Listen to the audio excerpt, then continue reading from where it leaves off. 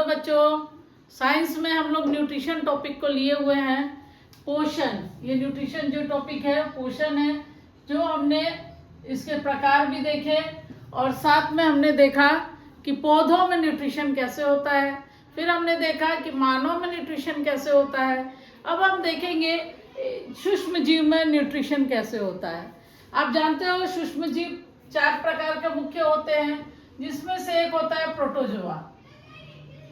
सूक्ष्म जीव जो है, जो हमें खुली आंखों से दिखाई नहीं देते, उनके लिए हमें माइक्रोस्कोप की जरूरत पड़ती है। उसी में का एक उसका पार्ट है प्रोटोजोआ। प्रोटोजोआ के एग्जाम्पल है अमीबा और पैरामीशियम। तो ये अमीबा कैसे न्यूट्रिशन लेता है, इसके बारे में आज हम पढ़ेंगे। अमीबा आप जानते हो एक कोशिकीय जीव है। अमीबा जो है वो एक कोशिकीय जीव है, एक कोशिक जीव है। आप जानते हो इंसान, आपने पढ़ा है कि इंसान में बहुत सारे अंग होते हैं जिनके थ्रू न्यूट्रिशन करता है और पाचन होता है, लेकिन अमीबा के पास बहुत सारे कोशिकाएं नहीं है, वो एक कोशिकाओं से बना हुआ रहता है। तो कैसे न्यूट्रिशन लेता है? जब भी ये कोई भोजन देखता है, जब ये उसी 5 प्रोसेस से गुजरता है, जैसे मानव के 5 प्रोसेस होते हैं, वैसे ही ये 5 प्रोसेस से गुजरता है। जब भी ये कोई भोजन देखता है, मान लो ये भोजन है इसका, जब ये भोजन देखता है तो इसमें से इसका सीडोपोडिया या पादाप कहते हैं, इसका कोई शेप नहीं होता है, इरेगुलर शेप है। ये कोई भी शेप में आप अमीबा बना सकते हो। तो जब ये भोजन देखता है तो इसका ये सीडोपोडिया जो है आगे बढ़ता है, उंगली की तरह ये होता है, और ये आगे बढ़ता है और इसको अपने अंदर कैप्चर कर लेता है और इस तरह से फूड वैक्यूल बन जाता है। तो ये हो गया, पहले वो इंजेक्शन करता है, यानी कि अंतर ग्रहण करता है, भोजन को अंदर ले लेता है। उसके बाद डाइजेशन करता है, यहाँ पे इसका ये फूड वैक्यूल हो गया, तो यहाँ पे इसका डाइजेशन हो जाता है, डाइजेशन कर लेता है। और डाइजेशन करने के बाद जो मतलब उपयोगी मटेरियल होते हैं भोजन के, जो उसके काम आते हैं, उनको वो क्या करता है, एब्जॉर्ब कर लेता है, एब्जॉर्प्शन करता है और शोषण कर लेता है।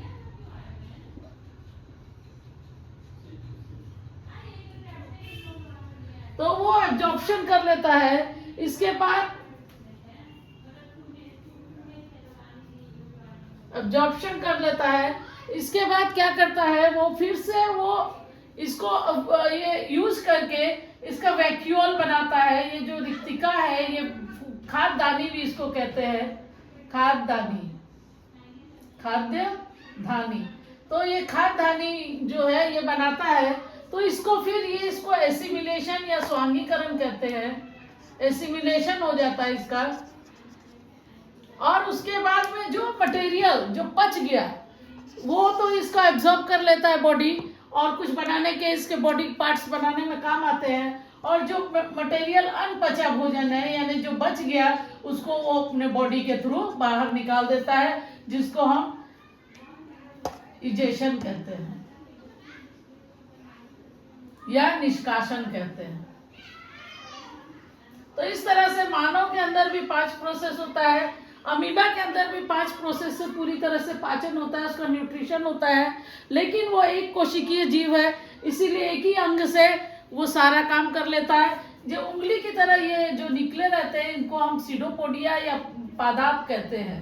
हिंदी में इसको पादाप कहते हैं, वैसे सीडोपोडिया इसका नाम है। तो यही चलने में भी मदद करता है, सीडोपोडिया चलने में भी मदद करता है और इसको भोजन लेने में भी मदद करता है। तो इस तरह से अमीबा का न्यूट्रिशन कंप्लीट होता है। तो ये मेरा लास्ट वीडियो है न्यूट्रिशन टॉपिक पे, और इसके बाद हम नया टॉपिक लेंगे साइंस में। अगर आपको मेरा वीडियो पसंद आता है तो लाइक, सब्सक्राइब एंड शेयर कीजिए। Thank you.